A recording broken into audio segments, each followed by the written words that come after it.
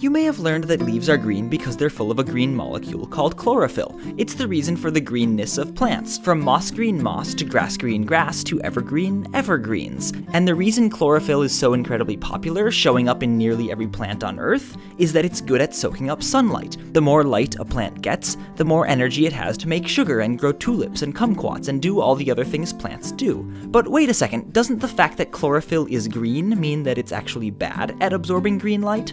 I mean, sunlight is composed of the whole rainbow of colors, each a separate wavelength, and the colors we see when we look at a leaf are the wavelengths that leaf isn't absorbing. That is, they're the ones that bounce off the leaf and reach our eyes. Chlorophyll is great at absorbing reds and blues, but if it were really awesome, wouldn't it absorb all colors of light, green included, giving us a world full of black moss and black grass and ever-black trees? So why aren't leaves black? And since they apparently don't have to be black, what's stopping them from being red or blue instead? Is green just nature's favorite color, or is there something special about those wavelengths of light? The short answer is that we don't know for sure. Some scientists speculate it's serendipity that plants today are green. Long ago, Earth's oceans were filled with purple single-celled organisms called archaea. Being purple, they absorbed green light and let red and blue pass through. The theory is that this minus green light was the only source of solar energy in the deep water below, so bacteria living there got really good at absorbing everything else but green. And the molecule that did the light absorbing? Chlorophyll.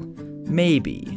What we do know is that chlorophyll, as wasteful as its failure to absorb green light may be, turned out to have other biochemical advantages over the purple competition. And perhaps as a result of this ancient biological rivalry, the plant world today is green and not purple or red or blue. Of course, you might still wonder why plants didn't develop black leaves once they emerged from the depths. I mean, they changed a lot of other things going from bacteria to mighty redwood.